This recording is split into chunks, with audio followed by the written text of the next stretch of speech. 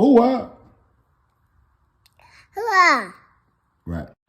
Oh, wow. Shouts out to Bayzoo. Yeah. TFH or THF. Bayzoo. Yes, he's a Chiracian, a savage, so they say. All alleged, all alleged. Because Bayzoo say he tired of y'all making up shit on him bloggers and putting it out there making him look like a bad guy. He said he ain't no angel, he ain't no saint, but y'all make him look like Satan. You know what I'm saying? But yeah, on the Nojumper interview, because he didn't do no interviews, ever. He just did some. He said he tired of people like FYBJ Maine making up shit. Talking about he seen when he pulled a gun out, rah, rah, rah. So he wanted to tell his own story. Get the record straight. And this is one portion of his story right here because he was asked about 05 Melly. Yeah. If you don't know who 05 Melly is, he actually didn't even rap or anything like that. He was just a savage, and his name was just buzzing in the streets. He was kind of funny, kind of what do you call it? Charisma. Yeah, charismatic. Yeah, his style was like street, but he still was kind of funny off his lives. He came over the live, and it was a famous live that him and Bayzoo, even though they were beefing, had. And Bayzoo said, "Man, I was drunk as hell. I didn't know it was gonna go viral. He was just coming home. Didn't know people was like recording the whole clip and storing it on the internet.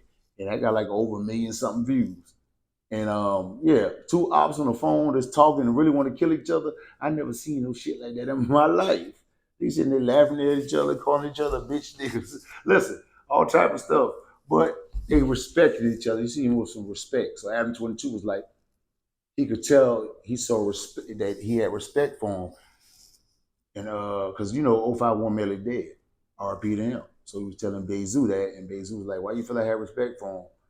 Well, he couldn't hold it in no more. He said, "Yeah, damn right, I have respect for that man." Even though he was an op, he had respect for the man. You know what I'm saying? Because you know he said he just was a real dude. You could tell he was real. You know what I'm saying? And yeah, it's sad that two opposing sides are opposing, trying to actually kill each other. But somehow, some way, they still see the real in each other and kind of admire each other in that sense, if you understand what I'm saying. But yeah. So you know, sadly, Melly got killed in the house party. Bayzoo basically saying that Melly didn't start getting the buzz till he was locked up for a murder. So he was doing time, and then he started hearing about this little dude named Melly.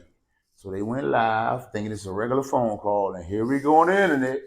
Somebody put him up there, and everybody watching it till this day. If you haven't seen it, look up Bayzoo and Melly live. It's definitely still out there, y'all. But also on another note, he basically was talking about how he met Durk. He met Durk through Lil Durk brother. D thing, you know, they couldn't really do music together because, you know, KingVon and Durk had that situation going on, and some kind of way Bayzoo name got thrown in there too. The one in Atlanta. Bayzoo's like, I don't even know what you talk about. Bayzoo ain't asking no questions incriminating, boy. He definitely did a study on how to do an interview. Because Adam 22 gonna ask you some policey questions. You know what I'm saying? But he definitely know how to spin it. He basically was like, you know, all of them couldn't be around each other due to the fact of their criminal records. And sad, you know, to say that I wish I would have saw more music from him and Bayzoo. Well, KingVon and Bayzoo. Durk and them still could, got a shot. But KingVon and Bayzoo had a song called Beat That Body. That was pretty tough. And that's all I got to say about that. But I'm going to let y'all see the video. Yeah, Adam 22, Nojumper. Yeah, interviewing who? Bayzoo, right here, right now. Oh, Why do you have respect for Melly where a lot of these guys you didn't? What did you consider respect? We on live with him, kicking it with You're him? on live, and it was just like, you know, you were kind of talking to each other, but there were other moments where it felt like you respected him. I did. I ain't gonna sit there and flag like they be saucing Melly up. That's what I Melly. Melly like, yeah, they be putting emphasis on shit, but I let them do what they do, gang. I ain't here to say nobody or not. You feel me? It is what it is, but they definitely be over saucing that shit. Like, he worldwide. Let some people tell it, he made me famous. I was me before I even heard of him. You get what I'm saying? Like, I met Melly in 2013 in the car with Tay. I never knew who he was until I was in the car with Tay. In that clip or another time? No, this is another time. I think Tay said it in one of his interviews, though, how we met, though, if I ain't mistaken. But I met Melly through Tay, but I ain't gonna lie, Melly was a stand, like, it's that he know what he's saying, and he always kept it gangster and kept it thorough, and, like, I just built that type of, it wasn't no real bond or no real, oh, what up, I see you, I ain't gonna do nothing to you, you see me, and, like, no, it wasn't that type of relationship, like, but if we see each other on FaceTime on the phone, like him and Vaughn used to be on FaceTime a lot, he'd call me for certain situations, you know what I'm saying, so we grew to chop on that type of level, but like I said, at that time, I was drunk as hell. I never knew that live was gonna go viral. A lot of people, like in the other states, I get locked up in. That's what they know me off that live. Yeah, you're hitting the bottle and shit, yeah. The same brewing tradition since 1873. Because when you're a favorite beer of rock stars and cowboys, you don't compromise. That's our legacy. What do you want to go down in history for? Coors Banquet. Start your legacy. Yeah, that shit got 2 million views now. Bro, I had a whole month. Yeah, each clip got millions of views. So like, imagine all of it would have been one clip. I was on live with him for like an hour, but like I told you, I was new with the lives. You know, Instagram was going on for a while, but you know, like every time Instagram always comes with something new. So I knew we could be on live, but I actually thought once we hang up from this live, nobody will see it again. Yeah. It's over with. I never knew a motherfucker screen record and put it on YouTube. All that goofy ass shit went viral. It is what it is. You feel me? But like, there were moments where he was a cool nigga. Like we used to be on FaceTime before live. Like, so I thought that's how it was gonna go. Like we talked so much, I thought it was just gonna be like we holler at each other and it'd be over. I never knew that shit was gonna go. There's moments where he's kind of like shaking his finger at the camera, and it feels like he's pissed off that he can't jump through the camera to like, because you're saying things that are really pissing him off, and he can't do anything about it. Yeah, because you're kind of like saying. I promise y'all probably don't believe me. You ain't seen it since then. I never watched it live after I've watched it the very time when it was going viral. And everybody was calling me, tweaking off the shit. I watched it probably that one time. But like as far as like a lot of people watch it, I be hearing motherfuckers still around every day, man. That shit like a movie series to me. I just go clock in with that, just clock in with like, I don't be watching, so I don't sit and remember shit where I was real loud, drunk as hell, bro. I damn near knocked the whole Thf Bayzoo to the head. You feel me? Like, so you used to hang out with like people from Young Money and shit?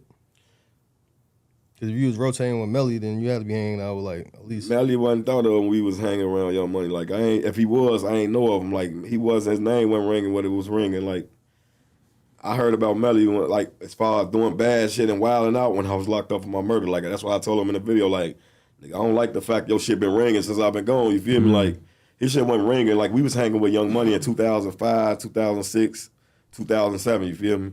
But we used to all hoop and shoot dice with each other all the time. You feel me? Like they neighborhood is literally like a 2-block radius from us. Like walk 2 blocks down, that's them.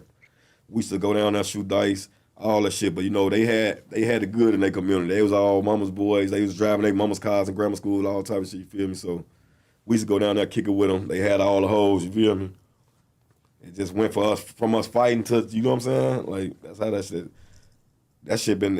I think Zico died 2008. Man, that shit been going on. My homie Key locked up for the shit right now. So that's what just made the war just be a war that stick. You know what I'm saying? Because when our homies arrested for the shit, you know what I'm saying, for them losing one of their guys.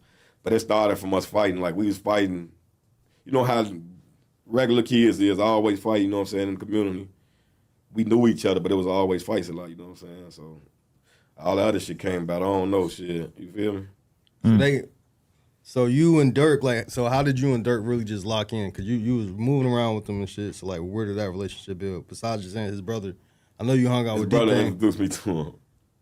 I told you. Yeah, so that's where y'all really locked in at. And then, so as far as music and shit, why you and Durk really don't like do as much songs as because you were saying like legal situation, bro. Like me, Durk and Vaughn was fighting attempt murder and robbery and shit. We couldn't be around each other, period. So while Vaughn was on the rise, I couldn't be around Vaughn or Durk. You know what I'm saying? Like I couldn't be around them.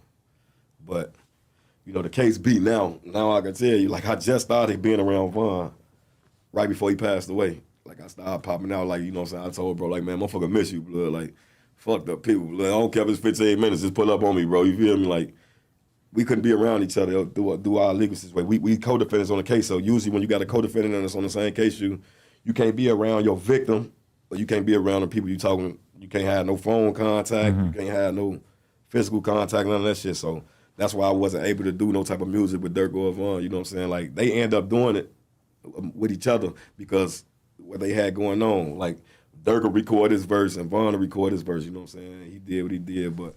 Can you speak on what happened in that incident with Von and Durk? Where you guys all caught that case, or is that a little? Can I speak on what incident? That case that you guys all caught together? Shit, I don't know. They some made up shit to me, shit. I don't know nothing about that, homie. Definitely. Yeah, just because it's over, I still don't recall what the fuck they say. I don't even know how I got on that case for real. Right. Like when y'all seen the media and the news, y'all saw Durk and Von. Like I really in court, yeah, because there was this viral clip of them kind of talking to each other. Yeah. What the fuck Zoo come in and is like, how the fuck they put me on this case? I don't know the victim. The case was bullshit from jump anyway. All the shit y'all seen with the media, like they run with the media attention.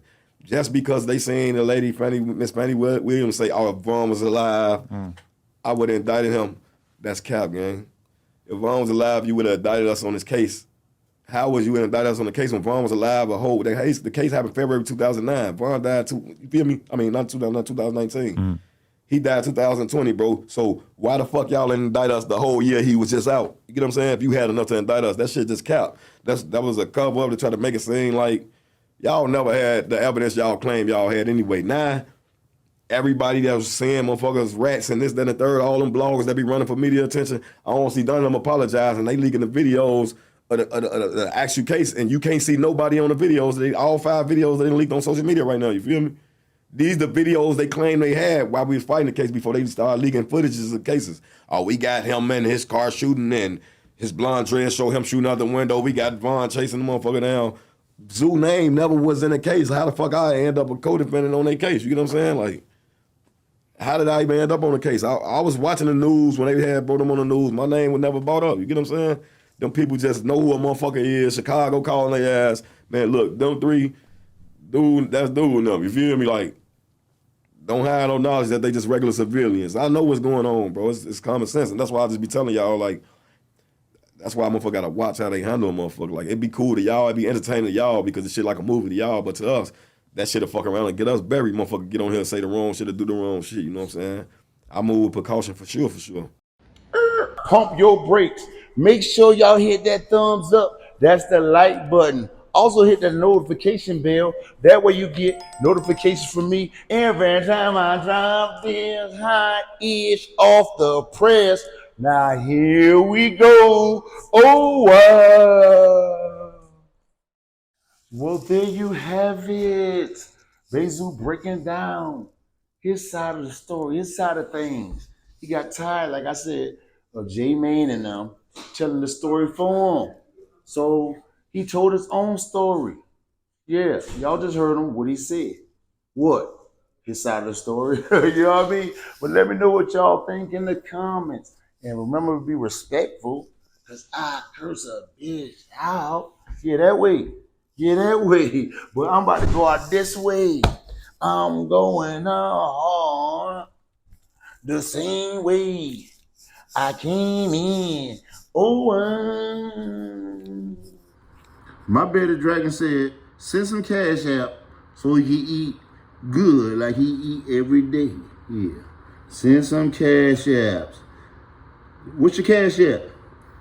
$sign IAMSUPAKOOL.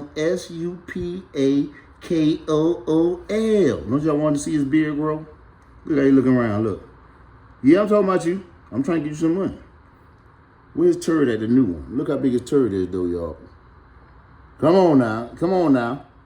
Show some love for the bearded dragon. He trying to get a bigger tank. Wow.